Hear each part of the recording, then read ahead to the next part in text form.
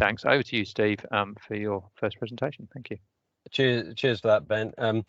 Yeah, I'm Steve Atkins. I'm Senior Manager, Stakeholder Relations for the distribution business in Scottish and Southern electricity networks. So I cover, in particular, local authorities and also our innovation side of things. I've come from connections and our future networks areas, so worked in a few other areas of the business as well.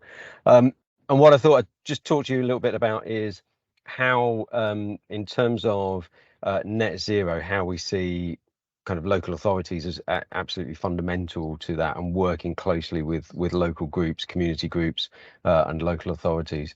We do think that net zero has to have a democratic voice if it's going to be successful. The decisions that we see in net zero are far too important for electricity companies to make. We work on the basis that electricity is the answer unless we're told otherwise. But clearly, there's other things that may be in the mix contributing to net zero, and the decisions between those vectors. And in terms of how it's utilised in your local area, has to have that democratic mandate. So part of what we're doing at the moment is focusing on how we support that.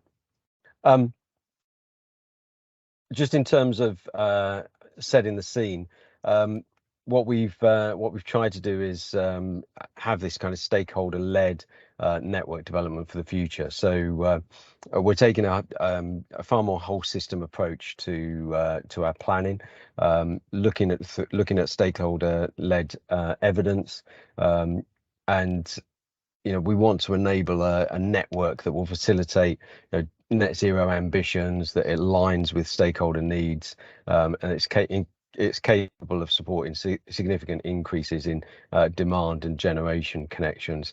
We still need to keep the lights on, so it still needs to be resilient, but it needs to be affordable, sustainable, and efficient as well.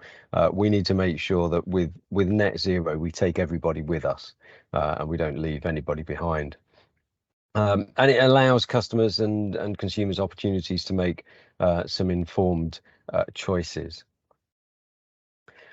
In terms of our whole system, just talking a little bit around this whole system development aspect, we're just trying to make sure that we understand and balance multiple inputs to derive a coordinated network plan. So as I said, it's not just focused on electricity, but it's focused on those other, how those other vectors will play in as well.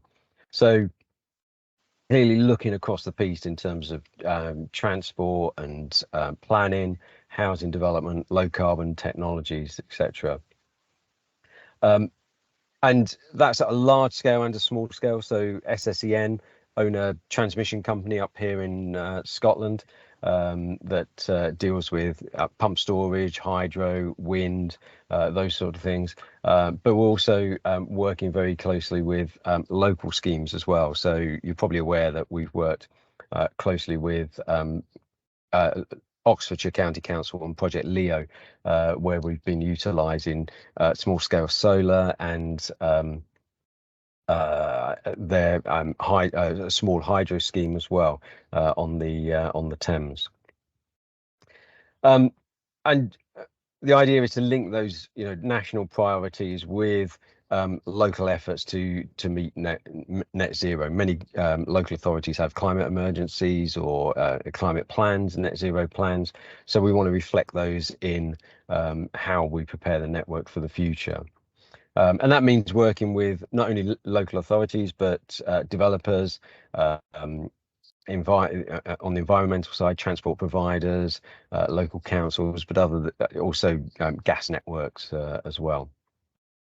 And we're trying to understand, what stakeholders are looking for from net zero, and what the choices are that they're going to make. So we're building kind of customer personas to understand, how people will interact with the smart grid of the future. So we're keen to hear from people around their, bringing their voice to the process. We run a distribution future energy scenarios each year where we go out to local authorities to ask for their input on what their plans are for strategic commercial and domestic developments, and any climate emergencies that they're looking for. But we also engage with trade bodies and community groups as well. We've just moved into a new price control period, which started in April for the next 5 years. And in this price control period, we've committed to support local authorities within our licence areas to develop, coordinate and effective delivery strategies for whole system and net zero initiatives that interact with our network. So certainly looking at supporting local area energy plans where they're being utilised using the Energy Systems Catapult template, where local authorities are using that. And we're also, as I said, kind of engaging with those other vectors and networks, transport, heat, demand, generation, and then pulling back the information that they're able to provide to those local area energy plans. So you get a holistic picture of how, for example, Reading's going to develop in the future, where low carbon technology is going to be sited, how the network needs to support that, and the bigger decisions around maybe hydrogen versus electric, or whatever those are. And we're also trying to, we've developed a user interface for local authorities to make these kind of informed investment decisions through data sharing as well. So using inputs such as SSEN network data, external heat map data, which is kind of showing where the constraints are on the network, local council building data, and gas network data. So using that information to build into a local area energy plan web GIS network model that displays existing loading, and utilize those local council inputs in terms of locations of low carbon technology, new buildings, for example, heating, and working with us on the network to confirm likely constraints and cost of new connections. You can build a potential model for your local area energy plan using that technology, and then we can confirm those to then think about how we invest on the network to support those plans. You might be aware that Ofgem have recently kind of shifted from we had a situation where we couldn't invest ahead of need. So we had to wait until somebody triggered a reinforcement, which is okay when you've got nice steady demand growth, but when you've got exponential growth, it's just not keeping up with that build. So Ofgem are looking at strategic investment ahead of need, and the outputs from local area energy plans will be able to inform that and form case studies for that investment. So these local energy plans, just a snapshot, the GIS tools where you can use the maps to look at investment decisions. It will cost those investment decisions, and you can make sure that you've got you can utilize your investment in the best way. I spoke a bit about distribution future energy scenarios. These are built on the national grid for scenarios. So as I said, we utilize these to project usage on the grid. And if you look at our distribution future energy scenarios, they drill right down to the local street level. And they're built on just looking at historic deployment and the existing baseline of operational connected products, and then it assesses the near-term development pipeline by interacting with experts, and develops kind of medium and long-term projections. So we utilize those for our network development plans going forward. And as part of that distribution network plans, those DFEs, we use that to inform our investment. So here you can see fleet grid supply point, which covers much of Reading and Basingstoke, and you can see over the next 5 years some of the investments that we're making based on both the pipeline, what we can see coming through, and what we've planned out in terms of those scenarios. So a mix of thermal investments, i.e. capacity investments to alleviate capacity, and asset health as well, but principally thermal, and some within here we've also using a flexibility scheme to generate additional capacity in the interim when whilst this capacity you see in the end column comes in, and you can see the years there. So just finally on the strategic side, the investment options that we'll consider as part of looking at local area energy plans, we may look at flexible solutions. That might be the answer if it's a short-term need, but clearly we'll look at reinforcement of assets or introducing new assets as well as part of that process. And just to give you, obviously you'll have these slides, but this is just a page to look at the data currently available.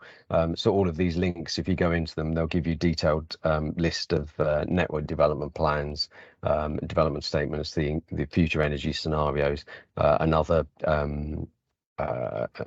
information that's available. So hopefully that's helpful. More than happy to see some questions coming up. More than happy to deal with those now.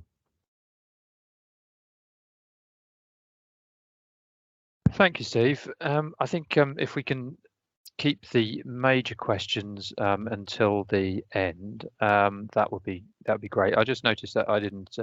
My screen wasn't going through the slides with you, Steve. So if anybody wants to, is there anyone's having the same problem? If you navigate forward on the arrows, then that will show you all of Steve's slides. I don't know if anybody else was having that problem, or if it's just me.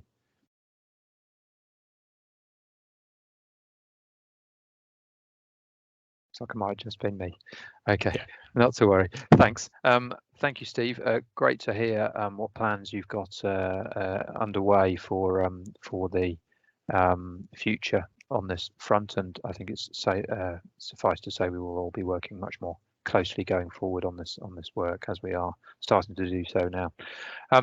Great. So I will, without further ado, as we have quite a lot of presentations to get through, move on to the next presentation, which I think is a double act between James and Ross. Don't use Teams normally. Hello. Sorry, did you have a point to make? If you could put your microphone onto mute if you're not speaking just for now, that'd be great. Thank you. Yes, we've got a presentation on transport and electrical vehicles from Ross and James. So over to you. If you have would you like to share your presentation, or did you want me to do that? Thanks, Ben. Yeah, I'll share it. I think I don't think you've got it actually, I'm afraid. So I'll make sure you've got it at the afterwards for distribution. So I will. Hopefully. Right, has that come through to everyone? Yes, I'm saying that, James. Yep. Thank you. Brilliant, thank you, Ben. So yeah, so as Ben said, this is a double act. My name's James Turner. I'm a senior transport planner in the strategic transport team, and I'm presenting on electric vehicles along with Ross Jarvis, who'll sort of introduce himself sort of halfway through. And we've both been working over the last few years on electric vehicles and electric vehicle strategy for Reading, as well as on installation of EV charge points and other elements of electric vehicles. So we'll run through a few slides and then happy to take any questions at the end. So we've done a quick agenda, but I'll whiz through it quickly. I know we haven't got too much time. So this is a graph that we presented a few years back in 2019, but it shows the case where transport is sort of not, in terms of CO2 and carbon, transport is a major sort of element and actually growing in sort of the overall proportion, where whereas other sectors are reducing in sort of their carbon, and that's so. For a number of reasons, transport isn't dropping off, that's becoming a bigger proportion of overall. You can see the stat there from 1990. It's increased from 21% to 34% in 2019.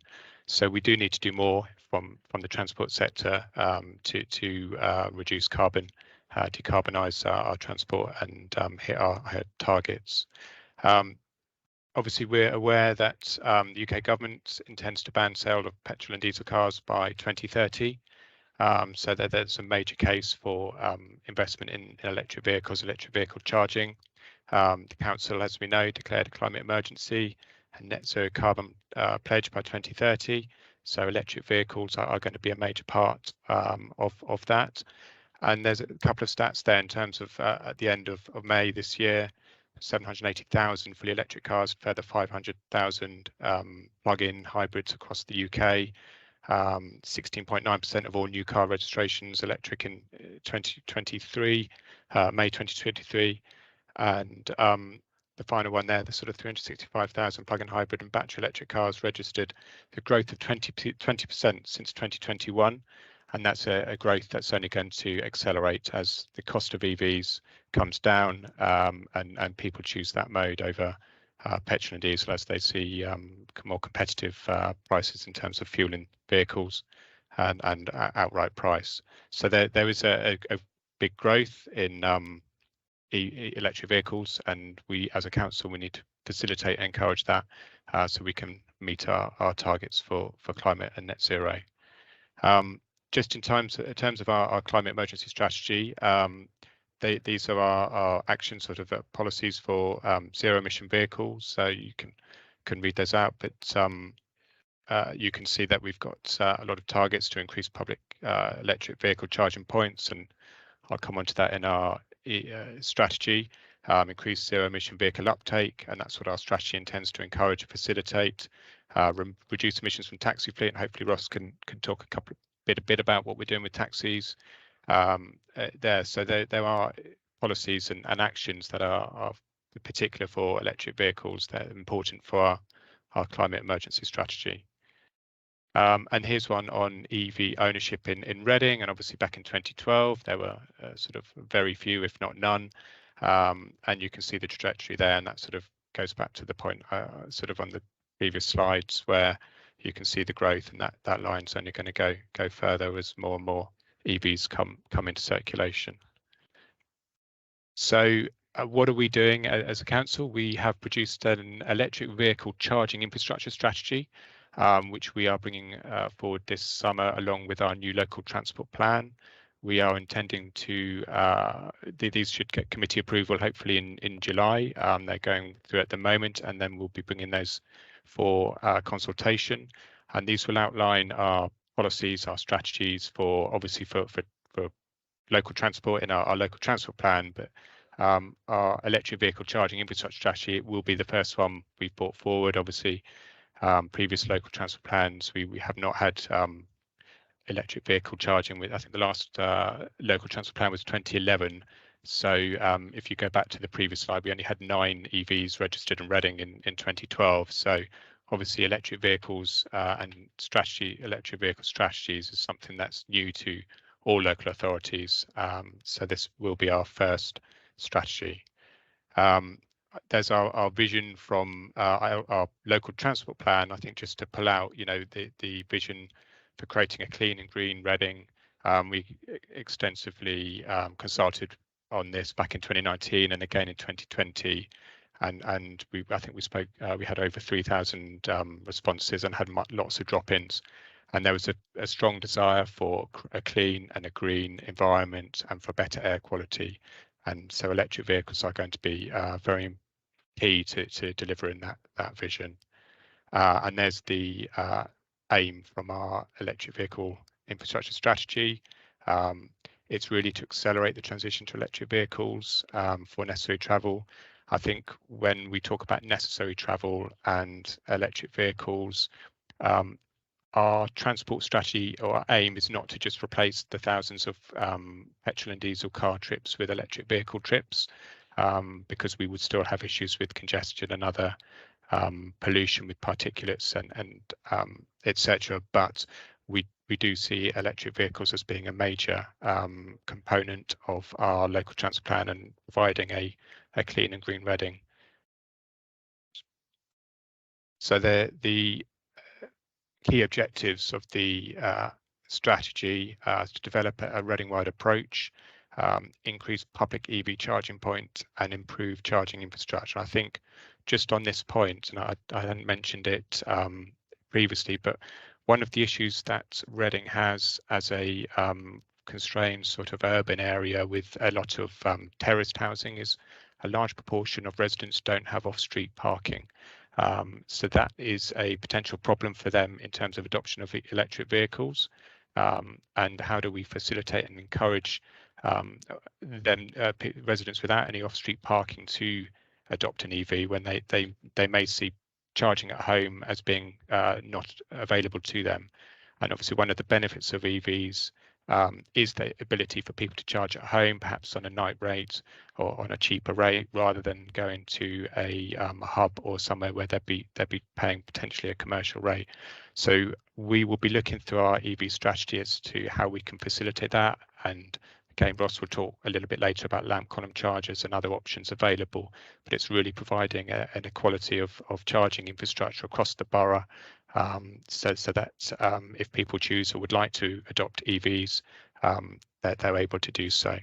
We've also mentioned there we would want to provide a renewable energy source for charging, and decarbonising the grid is obviously something that probably will come up and we'll discuss with other presenters today, but responding flexibly to changing technologies. And I think the message behind that is we don't, obviously EV technology is changing at pace, and we have to be careful we're putting in now will be suitable, sort of best approach in 5 years, 10 years time in terms of the investment we put in charging infrastructure.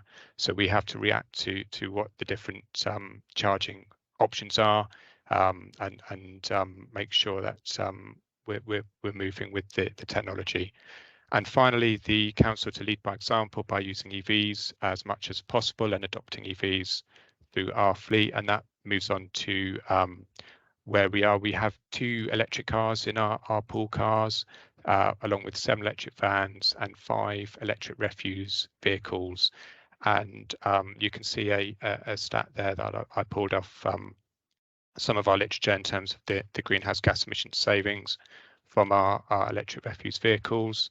I think there's a competition associated with this climate festival about naming the refuse vehicles. So, but in terms of our fleet and fleet renewal, we'll be looking to adopt and incorporate electric vehicles into the council's fleet as we renew it over the coming years to sort of lead by example and to provide clean and green vehicles in Reading. And obviously that's accompanied with a lot of investment in EV charging at the depot and across the borough. So I think at this point, Ross, you were going to take over. Oh, right. Yes. Thank you, James. Yeah, so I'm Ross Jarvis. I'm a Senior Environmental Health Officer at Reading Borough Council. And yeah, I'm going to sort of rattle through a few slides here on where we are sort of now, where we need to get to, and hopefully how we hope to get there. So to date in Reading, we've run a project, the Go Electric Reading project, which trialled the installation of charge points in residential areas with off-street parking, and this involved installing charge points in lamp columns and in car parks. And we've got a couple of years of data from that now, like usage data, which shows that the car park charge points are being used quite a lot, and especially at night, which we think indicates that residents nearby are obviously using them to charge their EVs overnight, which was the aim in the first place. So they seem to be working. Some of the with the lamp columns. Some of them are being used regularly, others not much at all. So we think this indicates that obviously some residents living nearby have EVs and are using them, but with the ones where they're not being used, we think, well, either there aren't people with EVs living nearby, or they're being blocked because essentially we haven't provided dedicated bays for them for charging. So potentially they're being blocked by conventional vehicles there. So that's something that we could kind of look at in the future. Can I have the next slide, please, James? Thank you. So to date, the council have installed 21 public charge points in Reading, and there are, we think, 116 publicly available charge points in the borough at the moment. We need some more. Nationally, according to ZapMap, there are over 43,000, which is a massive sort of increase on, so there's a 38% increase in 1 year there. So I think that shows that nationally charge points are going in at pace, and the data suggests that's needed as well, because of the trajectory of, you know, the EV vehicle registrations is increasing sort of rapidly, whereas in 2012 there were only 10,000 nationally registered. Last year there were nearly 1 million. Next slide, please, James.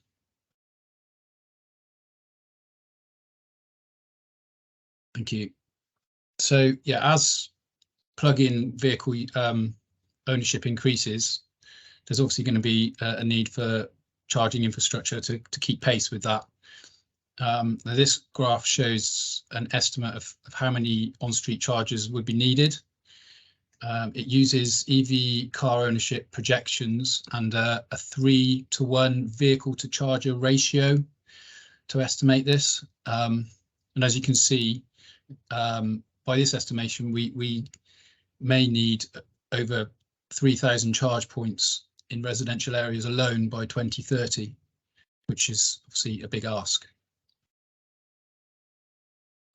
Next slide, please, James. Sorry. So, yeah, the pace of change does pose some challenges, not least of which will be the grid capacity available to deal with the extra demand. We're in the process of engaging with network operator in an effort to ensure capacity is there. Another challenge will be ensuring that the energy used by the chargers is from renewable sources. But if we can achieve that, then EVs are obviously a great opportunity to meet our net zero carbon pledge, and also a great opportunity for improving local air quality. They've obviously got zero tailpipe emissions and would, you know, significantly reduce emissions from the transport sector. Next slide, please, James.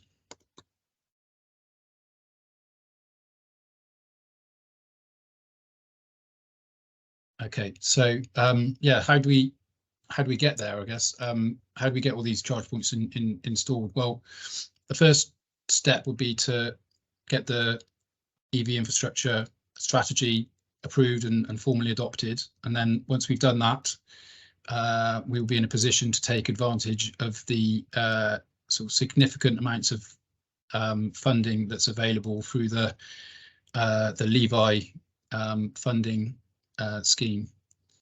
It's a government funding with the express aim of delivering a step change in the scale of delivery of EV infrastructure that's come to date, and that it hopes to accelerate the sort of commercialization and investment in the sector as well. It's primarily sort of targeting low-powered residential charging infrastructure, which I've been talking about, such as lamp column and on-street charging, which I think is, where as a local authority we kind of come in, or for the most part.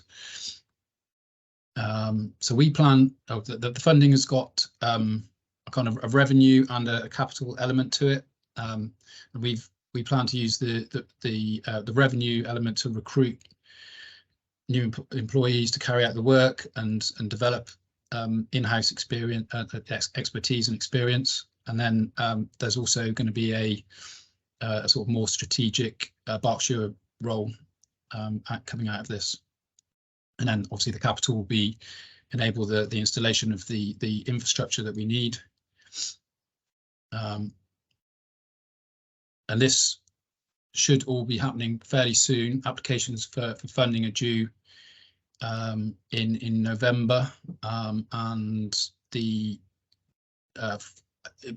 funding will be allocated for tranche 1 local authorities in March 2024. So we very much hope and are optimistic of being awarded the funding as part of this tranche. So we'll be able to essentially crack on with our plans. Yeah, thank you very much. That's me done. Many thanks, James and Ross. Really good to see this starting to gain some traction, and also a rare event, but the government seems to be actually providing some funding for us local authorities to actually hire some staff. So that's nice and rare. Treat for us, but yeah, we hope to be obviously progressing with those strategies. Just to sort of say that obviously, as far as my colleagues from Transport and Environmental Protection would tell you, the whole process of EVs is just one part of the picture. And of course, we tend to prefer people to take active transport, and that's all part of the local transport plan consultation process too. So I will come back to that point perhaps later in questions, but thanks very much, guys, and I will without further ado roll on to my own presentation, because I'm going to talk about heat networks, so getting on to the business of decarbonising heat for the purposes of heating our communities. So if I just do a share now, the last event I ran on this, I managed to share, but then didn't manage to unshare. So I hope that doesn't happen today. Bear with me a second. Okay, far too many windows to choose from.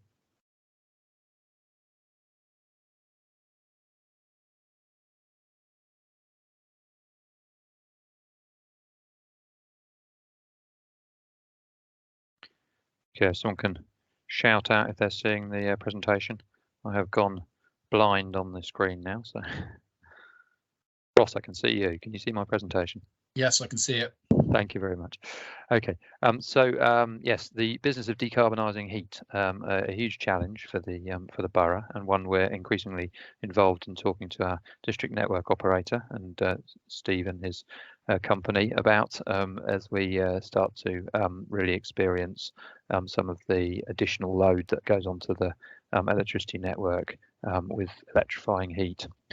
But just to set the scene, and James slightly stole my thunder on this graph, but essentially we first of all, just to say, we are reducing in the borough in our emissions. So you can see I've put the whole picture up as far as the government statistics on the carbon footprint of Reading Borough are concerned here on the graph, and you can see that our trajectory is pretty much a downward trend directly for zero for 2030. Almost couldn't design a better graph for heading for 2030. Only trouble is we know from 2020 onwards the pink bars which show the targets going forward will be increasingly harder and harder and harder to meet. But the horse to back is electrification for Reading, and that, if you look at the bars that show electric on the graph, those ones are generally reducing. On the right hand side, you can see some pie charts which show I've exploded out the sections which show the domestic emissions and the transport emissions, and this is where James stole my thunder, because the transport emissions have increased in their proportion of the carbon footprint in Reading between 2005 and 2020, as have the domestic emissions. The main reason for this is because of the amount of fossil fuels used within those sectors.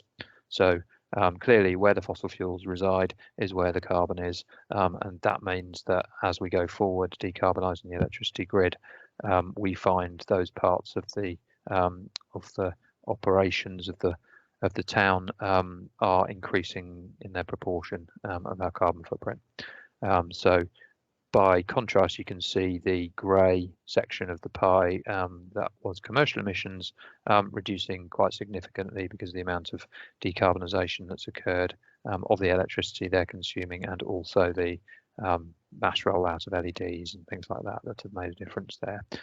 So it's a good news story in terms of our reduction, but there's a lot of challenge to come, and decarbonising heat is a big part of that. Just to say, we are the fourth best at last report authority in terms of reductions in the country, which could be down to all sorts of things, some of which we've done specifically and some of which have just occurred, such as industry leaving town and so forth. But anyway, I shall move on to talk about heat networks. So heat networks are essentially a heating system for a town, whereby your pipes move between premises under the roads and other spaces to connect up different buildings, and more recently, I guess, those heat networks are being sourced by environmentally supplied heat, whether that heat and power comes from renewables or whether it's from a residual source of heat from our environment. And of course, bearing in mind that the summer does a great job of heating up the ground to a temperature which is then usable in the winter. It's like a great heat storage battery, so we can access the heat from that all year long and get that into our, it's much easier for us to get that into our heat networks perhaps than it is to get it into each individual building, each individual home. And so we're talking about potential sources of heat from the environment, but also from waste processes.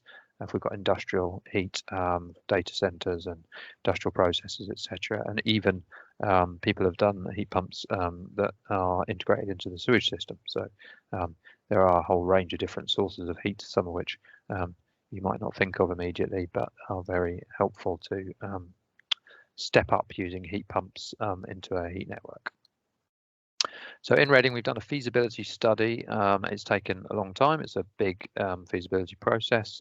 It's a very specialist field, and we've used ACOM to do our work here in Reading, looking at 4 different areas.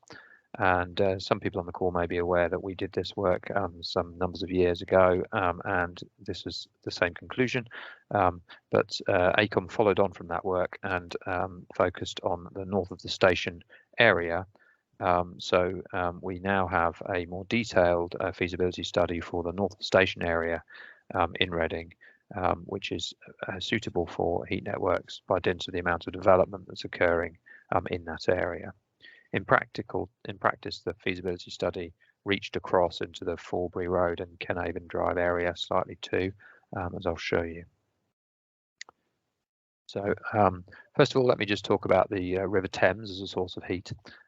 The Thames is estimated to be able to provide at least half of our heat to the of what we currently use gas for in the town.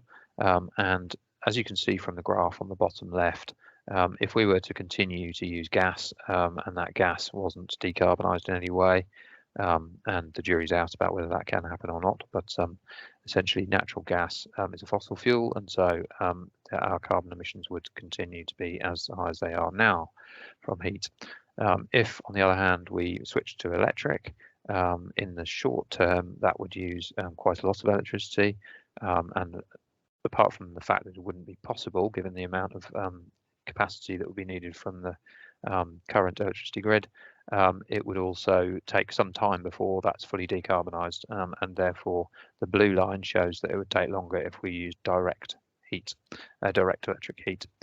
If on the other hand we would use river source heat and use electricity to run heat pumps to access that heat, as the grid decarbonises, first of all we get a very big reduction in carbon at the outset, and then we continue to reduce in the same way as the grid decarbonises. So in that sense, the river offers a fantastic opportunity for us to power our heat networks of the future. This is a map showing the feasibility for a heat network north of the station, showing the purple dots show the developments that are due to come on stream, and those developments will be supplied with by the heat network going forward. I have to say this all does depend on us managing to synchronise the development of the heat network with those developments coming forward, and that is obviously a challenge. The other sources of sort of loads of heat, the people that will be using the heat will be the green dots, so existing loads that we have within that area as well, which also add to the need for district heating network. This graph, this image, I want to just stress is provided by the consultants in terms of a potential location for a energy centre. Obviously, at the moment, that is shown as taking up quite a bit of the Kings Meadow footprint, which wouldn't be necessarily something we'd want to do. So we would need to sort of reconfigure the design in order to minimise that impact. But the notion is to bring heat from the River Thames nearby to the energy centre, and then it can be distributed from there once it's stepped up with heat pumps. The heat pumps may be located in different places on the network, not necessarily all in the energy centre, but a significant number of heat pumps will be located in the energy centre. So that's an idea of what it might sort of look like visually. I also added a little bit on the image there on the right of Caversham Lock, showing the community hydro scheme there, because my consultants obviously used an old image of the which didn't include the fantastic community energy facility that's there now, providing us with green electricity in that local area, which will be beneficial potentially to running the energy centre. At the moment, the two scenarios which came out of feasibility as favourites in terms of carbon reduction and also viability wise was the scenarios that showed river source heat pumps combined with air source heat pumps as backups, and two scenarios. One was with gas boilers, which was still required to meet the very unusual peaks, or the significantly small amount of time that there are peaks that the system can't accommodate, and another scenario whereby we use direct electric heating to deal with that. The problem with scenario B9 is that it does include an assumption about having peak loads that kind of triple the requirement for power during that period, during the peak, which is problematic for the energy network. So the amount of energy capacity, network capacity that would be needed to run the direct electricity version would be potentially quite problematic. So we may be stuck with just a tiny bit of gas in the short term until we can get that capacity we need for electrifying the peak loading as well. So that's something that we'll be looking at as we go forward into the next stage of things, next stage of development of the scheme. So this is a little bit of a graph from the heat network delivery unit at the government, who do have a process for developing heat networks, and they have funded 2/3 of the cost of this process thus far, and we've been working through our feasibility stages. and we are now into and have been funded to do the detailed project development. So we'll be going into more detailed commercial modelling, legal structuring, and all the sort of quite challenging work that's required to set up the sort of joint ventures and so forth that will be needed to run an energy system like this. So that's quite an in-depth and specialist area of development. So it's quite an intensive development stage, and we're hoping that we can compress that somewhat to help bring this scheme forward more quickly, but it is a challenging stage of proceedings. And after that, we'll be moving into commercialisation, whereupon we actually move to procure energy suppliers and so forth to run the network and to have the investment start to be aligned to actually build the thing, and then obviously move on to the construction phase. So none of these things have ever been built quickly. It took Bristol 4 years just to get to the point of having commissioned the process with theirs. We know that this process does take some time, but we are working through that process in Reading. And that is my last slide. So that is a little bit of a canter through what we're doing on heat networks. I know Dan is also going to talk from the university shortly about their heat network, which is interesting to compare because they've got a lot further on with that network. But I shall save any questions until the until the panel session. So thank you. I'm just going to unshare, which on this occasion seemed to work fine. So we should be back to seeing faces again. Thanks, folks. Any points of clarification before I move on?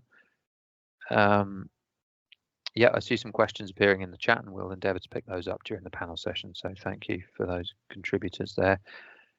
Could I ask next Andrew to speak about Reading Community Energy Society? It's going to tell us a little bit about the community and its activities in Reading. Thank you.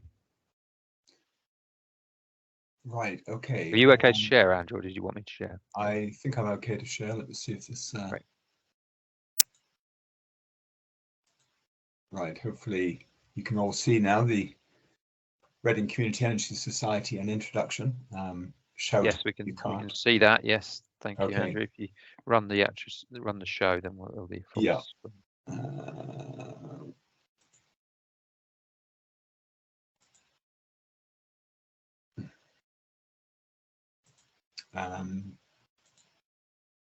Right, it's not allowing me to run the show for some reason. So, well, we can see it just fine. So I think you can see it just fine. Right. So, yeah, so I'm going to talk about the Reading Community Energy Society. I've been a director of it for just about 3 years, I guess. My background is I've worked in the power sector for about 3 decades. So what I'm going to talk about, I'll talk about the solar from RCES, which is mainly what we do, who we are, how we work, what we've done so far in Reading, a bit about our community fund, what we hope to do in Reading, and sort of an opportunity for the public in various ways. Okay, so solar from RCES. Why do we want solar energy, solar electricity from RCES? Well, it saves money on energy bills, particularly today, given current and recent electricity energy prices generally. It's sustainable solar electricity. The installation is free. Free on its own is perhaps a bit of an overstatement. The installation is done by RCES, and then the customer just pays for the electricity that's used over a 20-year period. After the 20 years, we give the panels to the customer. A few kind of myths I just want to tackle briefly. It's quite often thought that Britain isn't a sunny enough place. Earlier in my career, I remember doing some work for the power company of Malaysia, the client who's from Kuala Lumpur, and he was telling me how actually Britain is a better place for solar energy than Malaysia on the whole, because it's a lot less cloudy. Another sort of common myth is that the national grid can't cope with intermittency. I mean, the national grid has always had to cope with intermittency because demand by its very nature is intermittent from second to second. And the national grid has to balance demand and supply. I mean, certainly intermittency is an issue. It's no point in pretending that it isn't, but there are various ways in which intermittency can be dealt with through interruptible flexible demand, through backup supply, through interconnection with other countries, increasingly going forward through storage and battery storage. So it's kind of a variety of techniques for coping with it. Another common myth is that there's more energy used to produce solar panels than one can get from, from using them. In fact, the energy footprint from solar panels is, the energy payback is typically about 2 to 3 years. So if the solar panels last for 2 to 3 decades, then you can see that you probably get about 10 times order of magnitude as much electricity from them as was used, as the energy that was used to produce them in the first place. The costs of solar panels have fallen very impressively by roughly 80% in 15 years. So they're about a fifth now what they were back in 2008, depending on your source, but they really have collapsed globally, the costs of producing solar panels.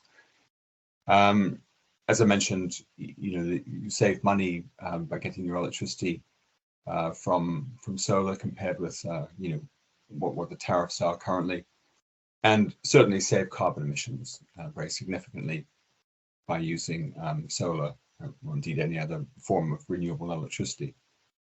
In terms of national progress, that's slightly difficult to read numbers. 13.9 billion kilowatt hours in the UK, or 13.9 terawatt hours, represents about 4% of our national electricity generation is now from solar.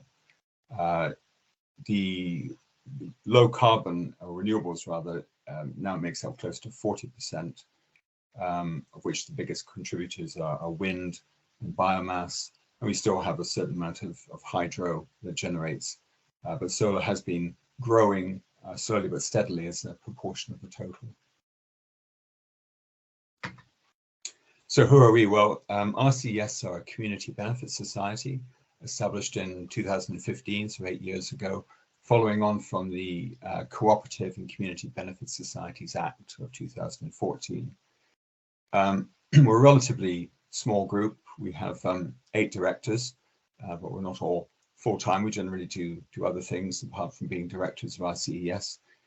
We're supported by Energy for All, which is a national organization owned by all of the community or co-ops like RCES that are supported by it.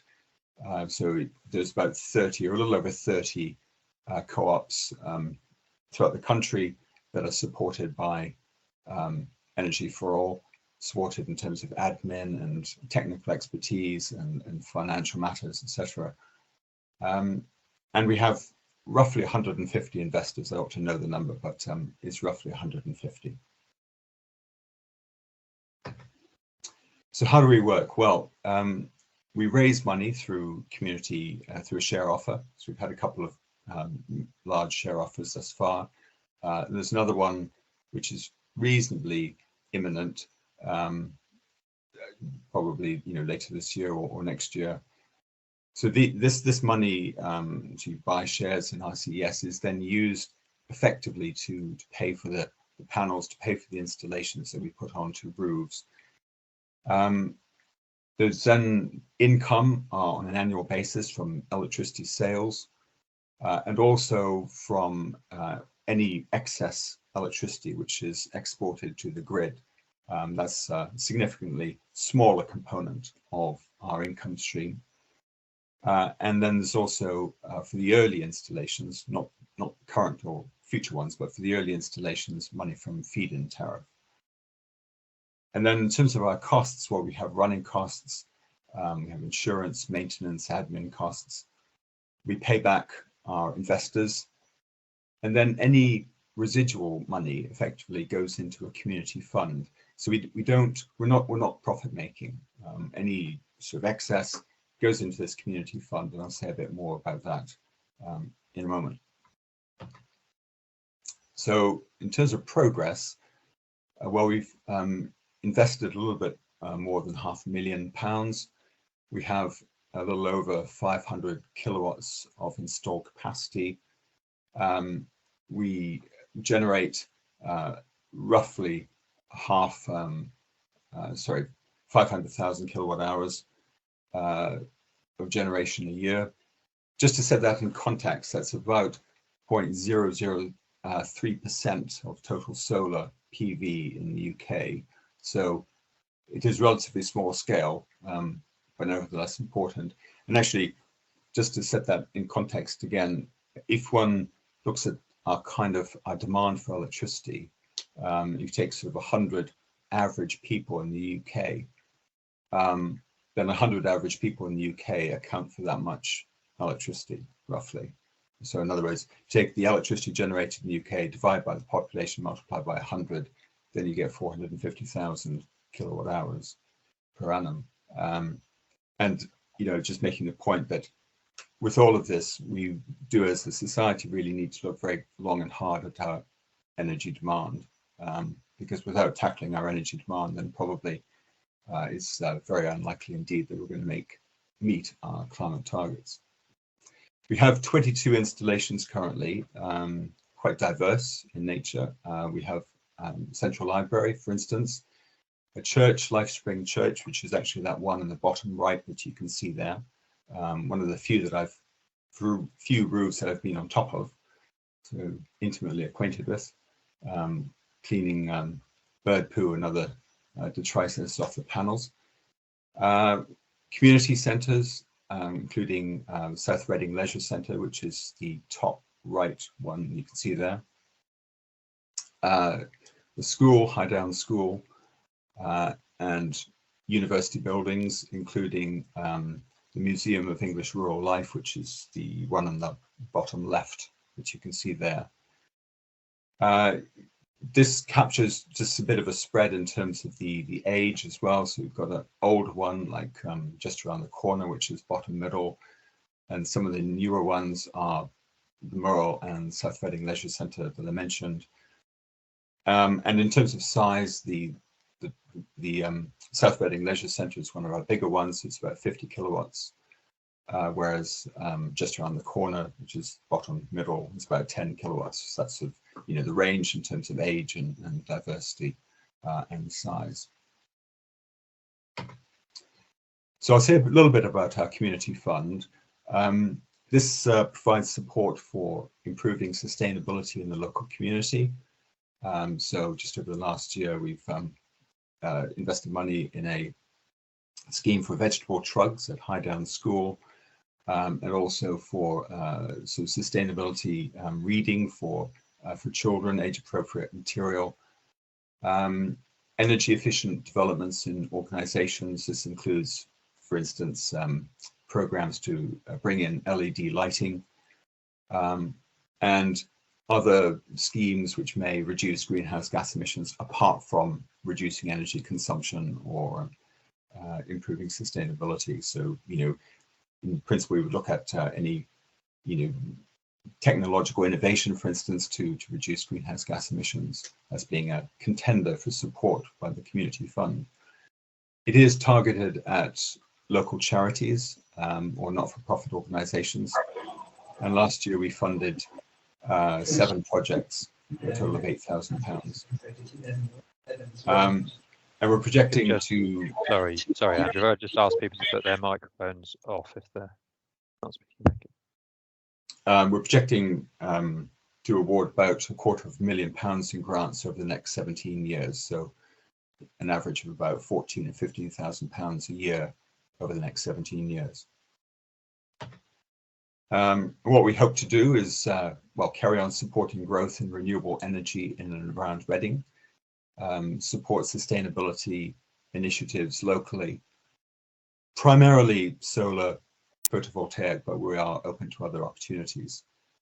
In terms of just the sort of size of roof that we look at, what the characteristics of the roof, I mean, generally sort of southwest, southeast facing, 200 square meters or bigger, so fairly substantial roofs that we can have a power capacity of sort of, minimum of 20 kilowatts.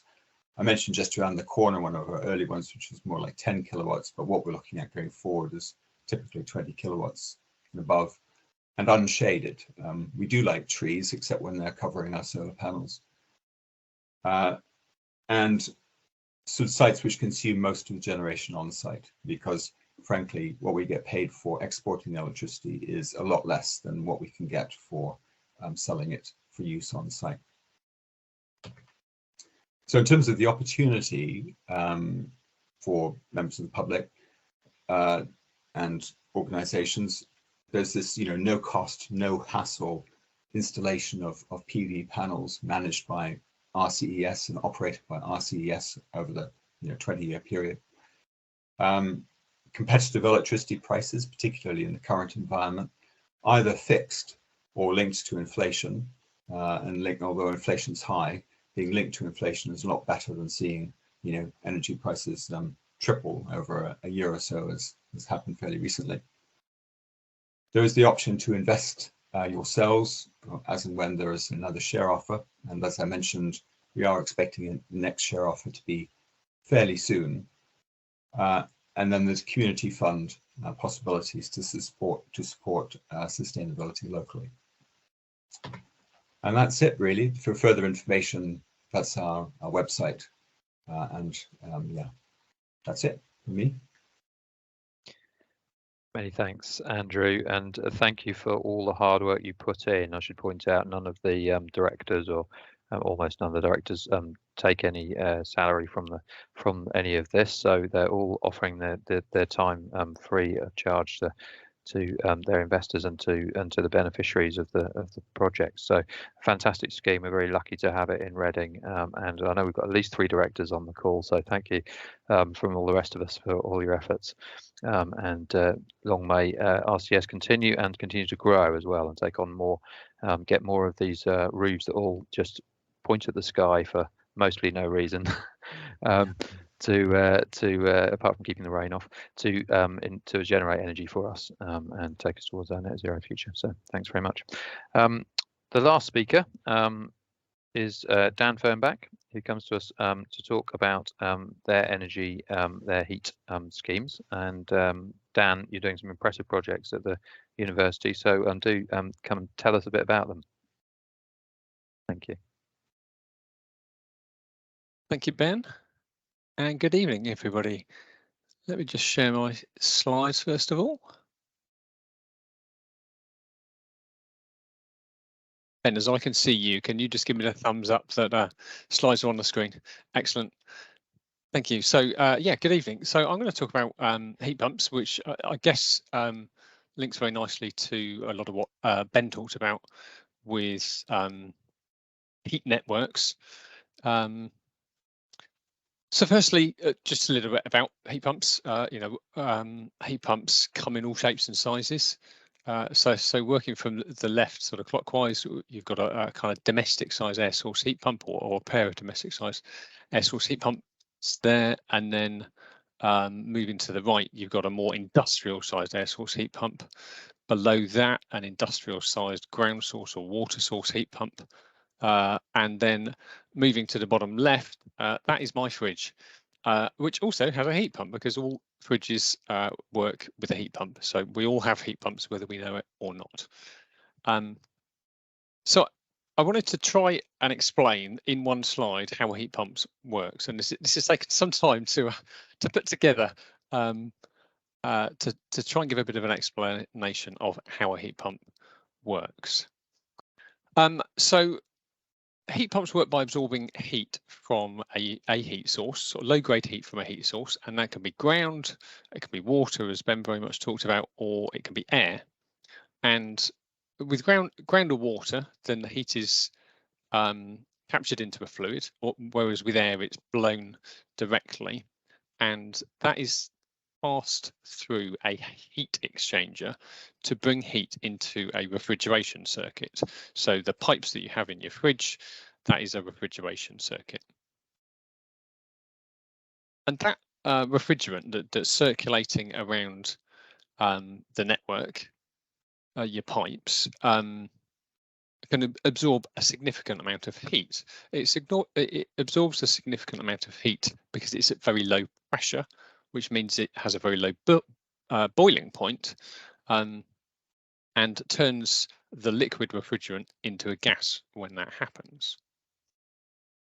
What then happens is that the refrigerant goes through a compressor.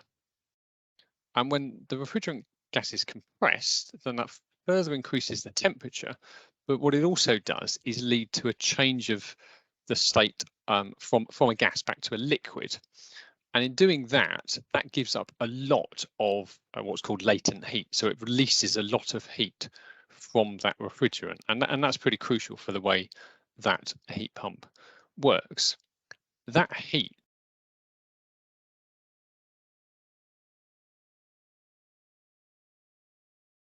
Dan, you put yourself on mute there, I'm afraid.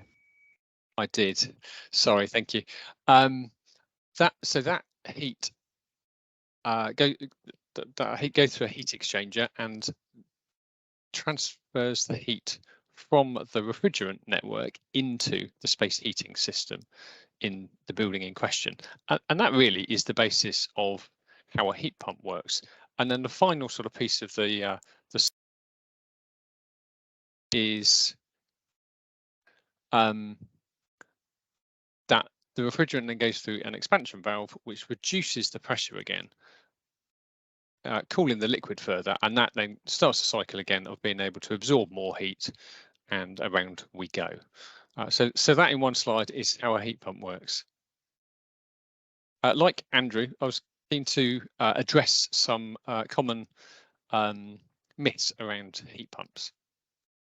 You know, and I see these very regularly, so I wanted to address each one in turn. There's a common belief that they only work in super insulated buildings, and that really isn't true. Undoubtedly, what is true is that, like gas boilers, the better insulated a building is, the more efficient a heat pump can run. But actually, many national trust properties, you know, which are listed and have, you know, all sorts of limitations in what you can do in terms of insulation, are now running on heat pumps. So, you know, that certainly isn't necessarily an issue. There's also a common belief that they can only work with underfloor heating, and you know, certainly it is the case sometimes that your existing radiators may need to be replaced, or if you've got more of a ventilation system in a bigger building, that the heater battery that's heat into that air handling system may need to be increased in size. But that very much depends on the individual circumstances, and certainly the projects that we are looking at the university at the moment, we don't have underfloor heating in any of the buildings that we're looking at, and we won't be installing underfloor heating in any of the buildings that we're looking at, and that will still be a perfectly viable solution. The building will be colder. I see a lot of this, particularly on social media at the moment, suggesting that heat pump means colder buildings, and that just isn't true at all. Heat pumps are designed to provide the same amount of heating outputs as traditional heating. As I said, in some instances, that might mean that you need a bigger heat emitter, a radiator, to get the same level of heat, but it won't result in lower heating in the buildings. They won't work in freezing conditions. I mean, ground source heat pumps, the outside conditions sort of day to day really don't affect the operation of heat pumps at all, because the temperatures in the ground are, you know, very, very consistent. With air source heat pumps or with water source heat pumps, you know, they will be affected by the external weather, but they're still perfectly operable. They will just operate at a more variable level of efficiency depending on what the source temperature is. Noise is a big, a genuine concern, a big concern with heat pumps. But actually, typically they're reckoned to produce around 42 decibels, which for comparison is not much noisier than the background noise in a library. But it is also possible to introduce sound reduction measures where noise is a particular concern. And the last one, they're expensive to install and run. Well, there certainly is elements of truth in that. They are expensive. Undoubtedly, they are expensive, and that is why there are some grant funds available for heat pumps. But like any sort of emerging market for technology, the more the uptake there is, then the more prices are likely to come down. But actually, running cost-wise, they're pretty comparable with gas boilers. It does depend on the relative difference between gas and electricity. We at the university are expecting to see actually some pretty good financial savings from the heat pumps that we're installing, but they're pretty much on a par. And there are signs that the government are going to actively look to encourage the electrification of heat, and therefore, either that is going to mean an increase in, ordinary gas prices, forgetting the very recent spikes, or possibly some shift of the costs which are currently associated with electricity towards fossil fuel heating to try and encourage that electrification. So moving on. I must stop pressing that button because I keep putting myself on silent. Moving on to what we're doing at the university, we've got two big projects underway at the moment. The first is in our sports park. So the building here, you can see, is our sports park, just as you come into campus off the Shinfield Road. And we are looking at installing retrofitting large air source heat pumps to that building, 0.6 megawatt of heat pumps. And that particular system, we will also be introducing a secondary heat pump, which is it's called a water-to-water heat pump. So that will boost the heat that we get out of the air source heat to a higher temperature, specifically for hot water, because not surprisingly, a sports park has a lot of demand for hot water, for showers. And so we need to make sure that when we're providing that hot water, that's at a sufficiently high temperature that it meets all the health and safety regulations. We're looking at doing this project later in the summer or early autumn, and it will be replacing gas boilers, which are up to 27 years old. So this is a really good project for us to be doing from a maintenance perspective, let alone from a carbon reduction perspective. And it means that for that building, there's two separate gas supplies to two separate plant rooms in that building, and it means we will actually be removing two gas supplies on our campus completely, which is the first sort of heat pump retrofit and the first full regasification of a heating system that we will have done. And I should absolutely acknowledge that the significant funding support that we are getting from the public sector decarbonisation scheme, which Salix Finance run on behalf of the Department for Energy Security and Net Zero. And then the second project that we have is bigger still.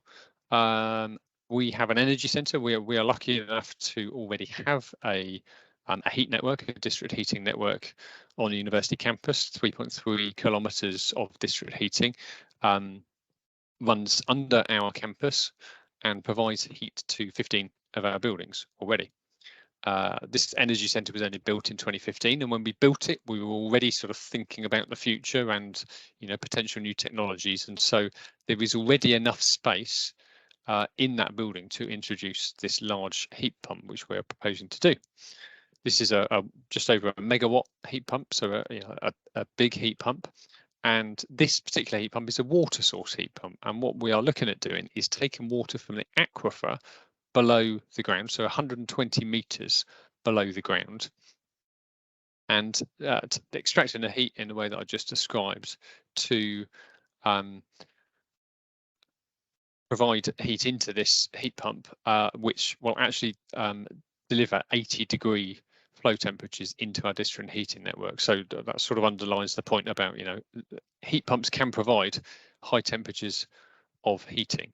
I would just like to make the point in terms of the water source, that we are not consuming any water here. What we will do is we will extract water from one borehole, or sorry, two boreholes, strictly speaking. We will take a little bit of heat out of that water, and then we will return it to one or two boreholes around 100, 150 meters further downstream, so that you don't get a backflow of colder water. We expect that heat pump alone to be able to provide 50% of our heating for our district heating network. So 50% of our heating supply for 15 buildings will then be, very low carbon. And, big carbon savings here, 1,500 tonnes of carbon savings per year we're expecting through this project. This is a bit of a longer burn, this project. We are just awaiting planning permission for the initial borehole drilling. And probably we'll be looking at sort of 18 months or so for this project to come to completion. This, again, we are receiving some government support through something called the Green Heat Network Fund, which is all about decarbonising heating networks, and that is funding 50% or 49.9% of the costs of the scheme. And then finally and briefly, I just wanted to talk, and I've picked on the sports part because it's slightly easier to do the calculations on, to be honest, about the carbon benefits associated with heat pumps. So for every unit of heat that you put into a heat pump electrically, you'll get a certain number of units of heat back out again, and that is called a coefficient of performance. And strictly speaking, it's the seasonal coefficient of performance that you want to be looking at, because as I described a bit earlier, air source heat pumps are quite variable in how efficient they are at different times of year. But the heat pump that we're looking at installing has a SCOP of 3.58, which means for every unit we put in, we should get 3.58 units of heat back out on average. So some big wins there. The secondary heat pump, not so efficient, but absolutely crucial from a health and safety point of view. We'll get a return of about 2 on that. But the big message here is the carbon savings that we will see. So the graph below shows the brown is the current carbon emissions associated with the existing gas boiler scheme, and then the green, or the darker green, is the heat pumps.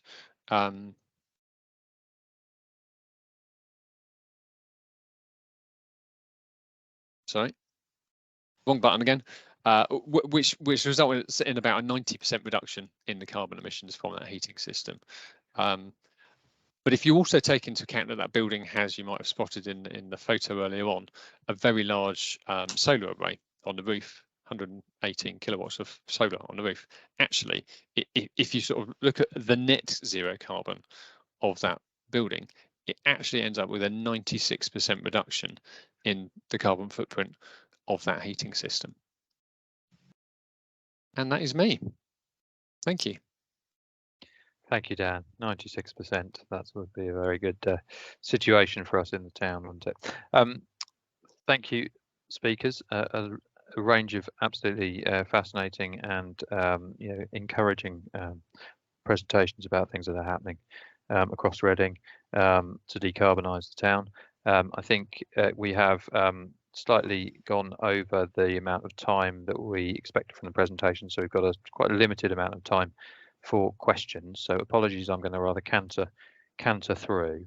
On the question by Trish about Emma Green, I think Steve, I don't know if you're still with us, Steve, but we have had a little bit of a conversation about this particular project, and I think it's a real good example of how the sort of existing systems have not helped us in terms of anticipating and being proactive about trying to bring those networks on, right?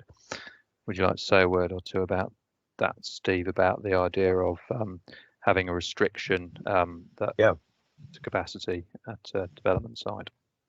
Yeah, apologies if you can hear the heavens have just opened here. But yeah, in terms of the regulatory regime that we have at the moment, and as I intimated, it's changing. Up till now, you've not been able to invest ahead of need, and the queue has also always been a first come first serve arrangement. So in effect, as a network, we're not allowed to invest until somebody triggers reinforcement, and the first person that comes along that makes an application triggers that reinforcement. But if that person doesn't, even though they've applied, doesn't proceed quickly, it can cause constraints on the network, and that's what we've seen, over the last few years, is an awful lot of applications for projects that aren't proceeding for whatever reasons. In our pipeline at the moment, just to give you an indication, we have a huge amount of solar PV, for example, in the south, and wind generation in the north. Way more than we've actually got on the network at the moment, but a lot of that isn't progressing for whatever reasons. So some of the initiatives that Ofgem and networks are taking at the moment is to try and review the queue, as it were, to create a fairer scheme, so that those that are ready to go ahead can move to the front of the queue, and we can see development. Great, thank you, Steve. And just to reassure people as well, we are working closely with SSE now to try to move to the sort of next stage of a system process that will work much more effectively in that regard. Unfortunately, there's a bit to unpick in the meantime, so we might find a few more of these happening before we get solutions to that problem. But yeah, we're working on it. There was a quick one, if you can, Steve. Just can you define what thermal investment was that you referred to earlier? Yeah, sorry. Just to clarify on that, some of the issues that we have on the network can either create thermal problems, i.e. heating cables up, so capacity issues. So it impacts on what we call thermal capacity, so the amount that a cable can carry, and if it carries too much, it burns out. So that's a thermal issue. We also have fault level issues as well, which is a slightly different issue. But most of the issues that we have on the network at the moment are to do with thermal issues, like excess capacity for the cables that are in the ground at the moment. Funny, and it was referred to in the questions, and I won't go into it further than this, but a neat observation that perhaps we ought to be capturing some of that heat and getting it into the heat networks. Yeah, absolutely. Very good. Quick question for James or Ross about the induction loops for under road surfaces for charging technology. There was a bit of talk about it a while ago, but Trish pointed out we haven't heard much about it recently. Is that something that's coming along? Might we see some of that stuff in the network?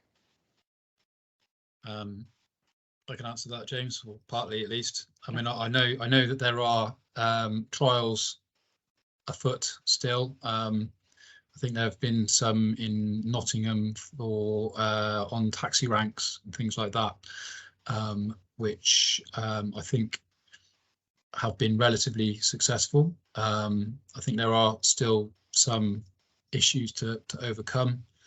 I don't know a great deal about it, but I understand that it's still in development and potential. Yeah, there's still potential there. Thank you, Ross. Yep. On a comment was made about are we talking to the police, and I think it was a very good observation, worth bearing in mind. I think probably colleagues that all of us are probably working on schemes that might introduce new technologies and new not to put too fine a point on it, pinchable stuff that we might want to think about in terms of a conversation with the police going forward. So thank you for that observation. The next question was really about there was one about ground source heat pumps, so I'll pick that one up. Why don't we use, where's ground source heat pumps feature in the district energy networks? The scenarios that we went through to do that, to look at the best way to run the schemes, basically showed the river as being the best source, the most accessible source, and ground source heat pumps were very much considered to be part of a future network development, so they will feature at places on the network. But obviously, as you're near to the river, if you're extracting water from the ground, from the aquifer, as you get nearer to the river, it's essentially the same thing. You're extracting water and you're putting it back in. It's the same for a river or a borehole. It's an open loop borehole. So we haven't forgotten about ground source heat pumps. They're still majored in our planning developments and in our planning policies, and we will expect to see them coming onto the network, especially further from natural water sources. There's some concern from members of the group here too about the effect of low flow river and biodiversity impacts on the river in terms of us extracting water and extracting heat from the river. Yes, it's something we're very aware of, and the models that have been developed to look at viability and feasibility studies for district energy very much factored in the impact on biodiversity. There are limits that the Environment Agency sets, which we're very safely and well inside of in terms of our viability. But worth also commenting that due to climate change, we are expecting a little bit more heat in the river. So actually, there may be a slight compensatory factor that we can potentially try to help that situation rather than cause an environmental pressure. So we'll be looking at that obviously in a lot more detail as we go forward. Yeah, be reassured we're very cognizant of the issue and working our way around it. Question from myself, Andrew. What effect do we expect the higher energy costs that are being experienced now and potentially into the future have on the viability of community solar? Yeah, well, I think, I mean, it's some good news, really. Obviously, when the feed-in tariff went, that was bad news for us. But now, we're at the point where we don't need a feed-in tariff. I mean, we can stand on our own 2 feet. Certainly the installations are very competitive at current electricity prices. And indeed, I mean, the way we operate is we don't actually attempt to price up to the competition. We just attempt to cover our costs. That's all we do. So in fact, the installations are looking very competitive at the moment. Now, what we don't know is, obviously what's going to happen to electricity prices in the future, and they might come down a long way, just the way they've gone up a long way. So, we can't be totally certain about the long-term competitiveness of what we offer, but it's certainly looking very good at the moment. And I think the problem for us is not so much, the financial case, because the financial case is there. It really does make sense financially. It's more a matter of kind of critical mass, and we just, we don't have that many people involved, and it's just kind of, getting enough critical mass to get installations happening. That's, I think, a bigger problem than the cost competitiveness. Thank you. And there was a comment made about potentially could small companies gain access to solar via the council scheme, or the council scheme that's being launched for solar is focused on domestic, and Reading Community Energy Society is focused on commercial and community roofs. So obviously there's something for everyone there, so hopefully we can find both are increasing going forward. A comment from Steve's dropped off the line, but I'll attempt to answer this one from Gudrun about microgrids being separate and taking the load off the main energy grids. We are obviously, it's a very specialist business supplying energy. In a way, heat networks do that in the sense that they deliver heat behind the conventional utility meters, and in the case of power, it is possible, I believe, to set up microgrids kind of, if you like, behind the first meter and before people's final meter through IDNOs. But I think that is a new space, and it could well be one that we could keep our eye on in terms of innovation. So yes, watch this space, but I think there are some challenges associated with that. And just to sum up, because it's we've gone over by a minute, Janet mentions how we need to accelerate to zero carbon, and we have a 1.5 degree challenge, and how we're going to protect this beautiful planet. And I don't know if anyone else has been to see the Gaia exhibition in the town hall, but that really hits home how beautiful the planet is. So thank you, Janet, for your question. An excellent one to finish with, I think, because how are we going to accelerate our net zero? I think what you've hopefully seen today is that there are a lot of people working on a lot of elements of this challenge. It's extremely challenging, but we're all looking to increase the scale and the extent of our delivery in this space. And so, we're going as fast as we can, and with additional government support and additional capacity across the nation as we develop towards that low carbon economy, we will be able to go further and faster. Reading's committed to net zero 2030, which is, a Herculean challenge, but shows our ambition and shows that we are keen to be ahead of the curve in terms of our 2050 national target. So I hope that sort of helps to answer that question slightly. And I don't know if any other speakers would like also to comment on that last point before we close. Any takers? No, okay, in which case it'll be me that had the last word. I thank everybody, and also apologies that I didn't get as much time as I'd hoped for people to put their hands up and ask questions live. But thank you to those people who put questions in the chat, because we had plenty of material to reflect on in our questions, plenty of questions coming in there. So hopefully everyone found that helpful and informative. I will let everyone get on with their evenings, and thank you for coming.